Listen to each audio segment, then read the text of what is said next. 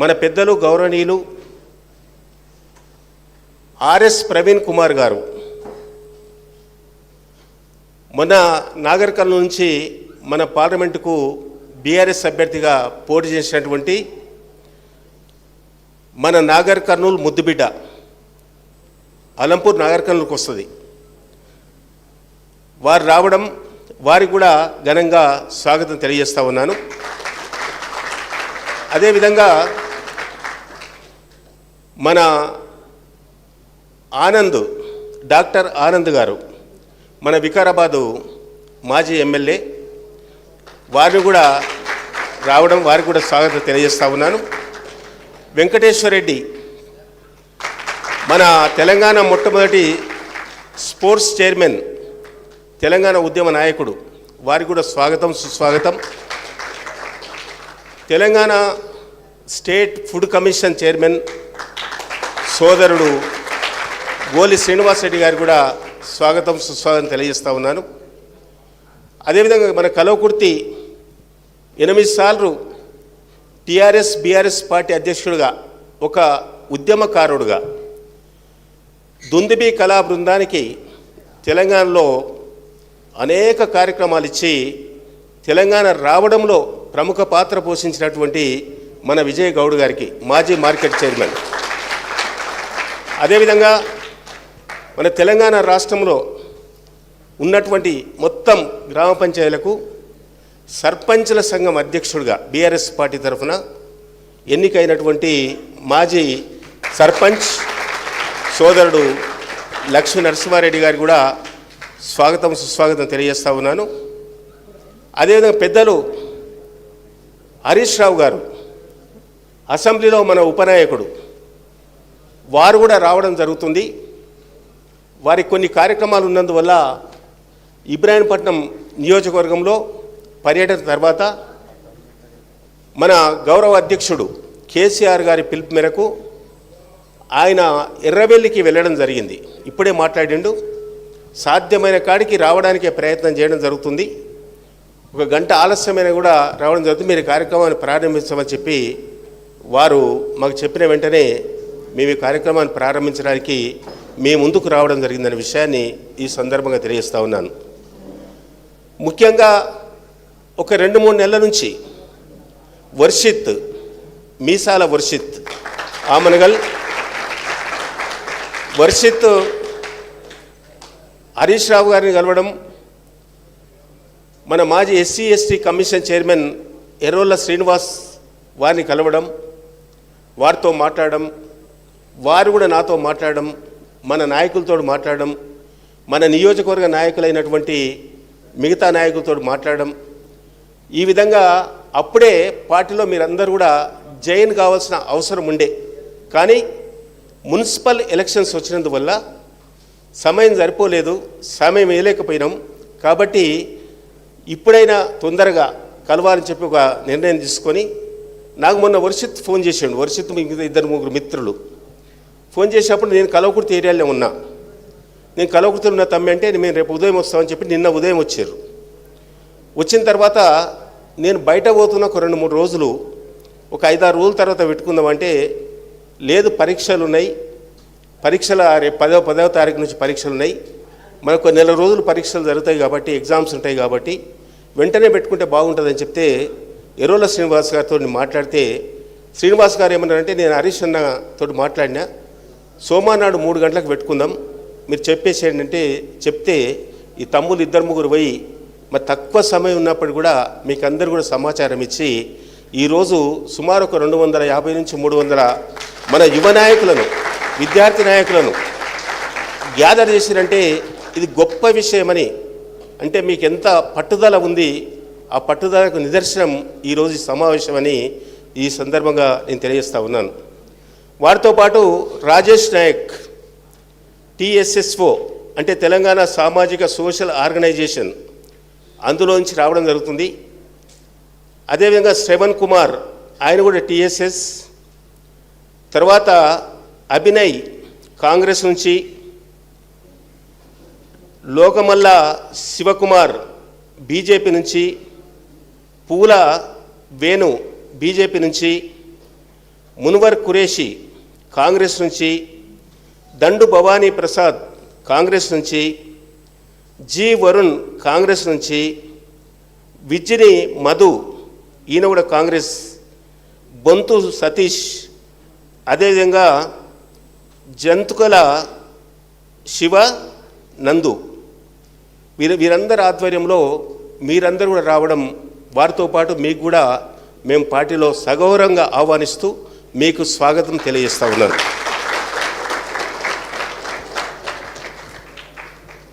ఇది ఒక మంచి పరిణామం, ఒక పెద్ద మలుపు. ఎందుకంటే ఏ త్యాగానికైనా యువతనే ముందుంటుంది, అందులో విద్యార్థి నాయకులు కూడా ముందుండడం జరుగుతుంది. కాబట్టి సుమారు ఒక 300 మంది కల్వకుర్తి నుంచి ఇతర ప్రాంతాల నుంచి వచ్చి చేరిందంటే బీఆర్ఎస్ పార్టీకి 1000 ఏనుగుల బలం అనే విషయాన్ని ఈ సందర్భంగా తెలియజేస్తా ఉన్నాను.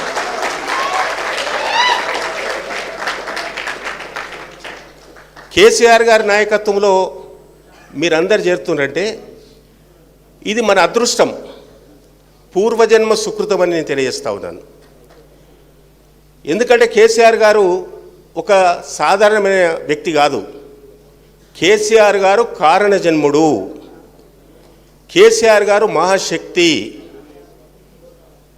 కేసీఆర్ నాయకత్వం వహిస్తున్నటువంటి బీఆర్ఎస్ పార్టీలో చేరడం అంటే నిజంగా ఈరోజు తెలంగాణనే కాదు, యావత్ భారతదేశంలో మీకు ప్రత్యేకమైన గుర్తింపు వస్తుందనే విషయాన్ని కూడా ఈ సందర్భంగా నేను తెలియజేస్తూ ఉన్నాను.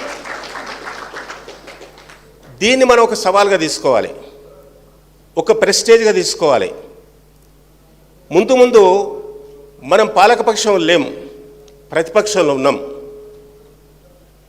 ఇలా పాలకపక్షం చేసేటువంటి ఎన్ని అరాచకాలు, ఎన్ని దుర్మార్గాలు, ఎన్ని రాక్షస విధానాలు, ఎన్ని కుంభకోణాలు, ఎన్ని అక్రమాలు, ఎన్ని అన్యాయాలు, ఎన్ని హామీలు, ఎన్ని మాయమాటలు, ఎన్ని జూటా మాటలు, ఎన్ని తప్పుడు విధానాలు, ఇవన్నీ కూడా మనకు గొప్ప ఆయుధం అనే విషయాన్ని కూడా ఈ సందర్భంగా తెలియజేస్తూ ఉన్నాను.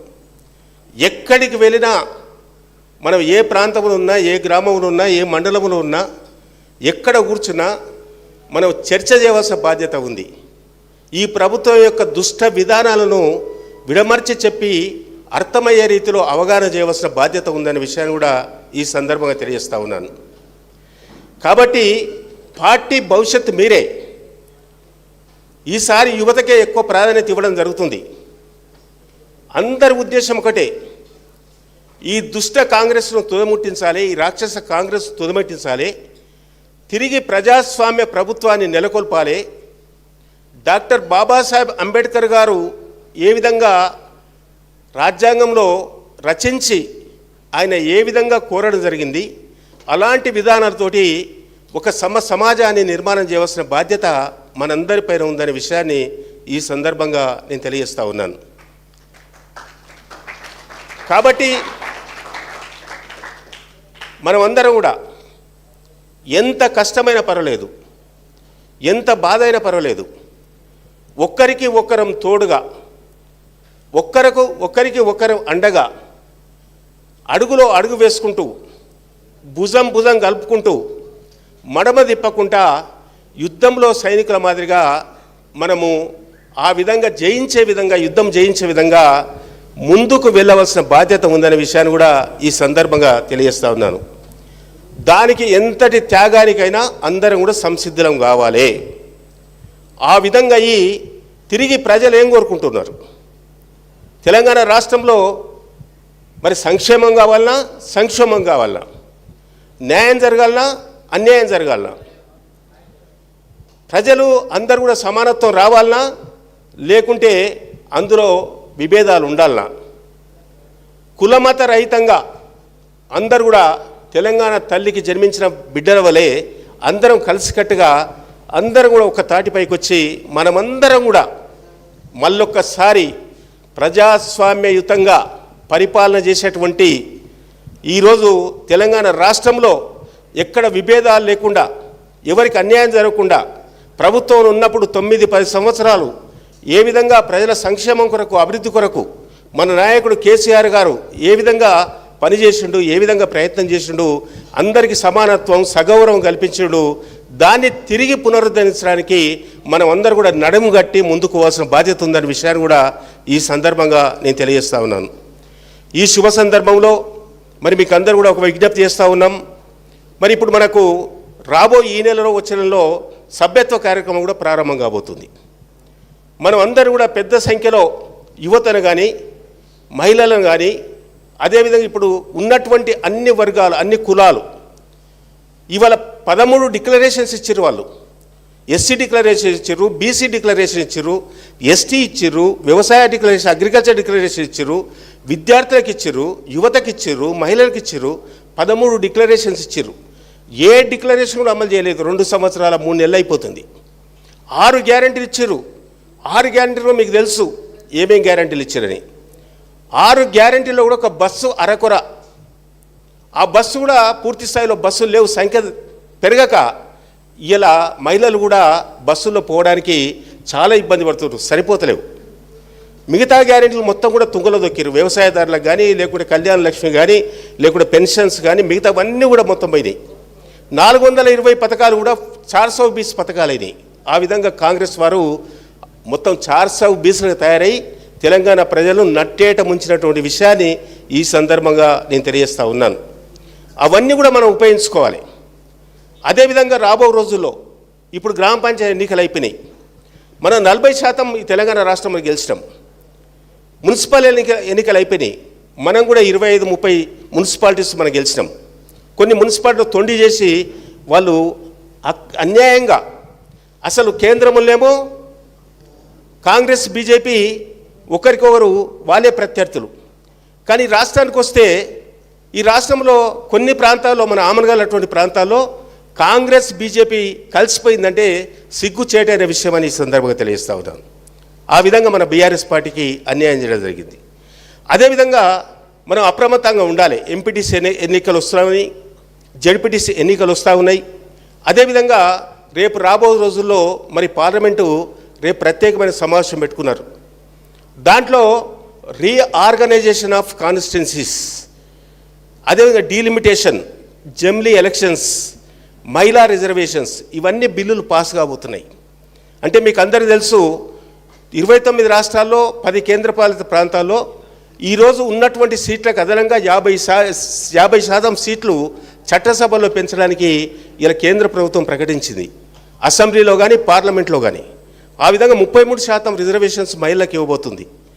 ఆ విధంగా ఎస్సీలకు వచ్చేటువంటి ఎస్సీ రిజర్వేషన్స్ కూడా గతంలో 15 ఉన్నది.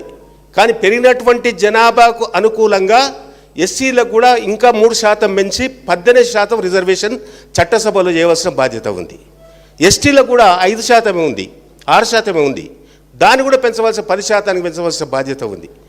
అదేవిధంగా డీలిమిటేషన్లో కూడా మన తెలంగాణలో ఉన్నటువంటి 119 స్థానాల్లో 50% పెరుగుతామంటే ఇంకా 60 స్థానాలు పెరుగుతాయి. అంటే 178, 179 ఎమ్మెల్యే స్థానాలు కాబోతున్నాయి. 17 స్థానాల పార్లమెంటు ఈరోజు 25 పార్లమెంటు స్థానాలు కాబోతున్నాయి. ఆ విధంగా చాలామందికి యువకులకు అవకాశం వస్తుంది, తప్పకుండా వస్తుంది. అన్ని కులాలకు వస్తుంది, అన్ని వర్గాలకు వస్తుంది, అందరు కూడా వస్తుంది. కేసీఆర్ గారు మొత్తం కూడా ఆలోచన చేస్తూ ఉన్నాడు.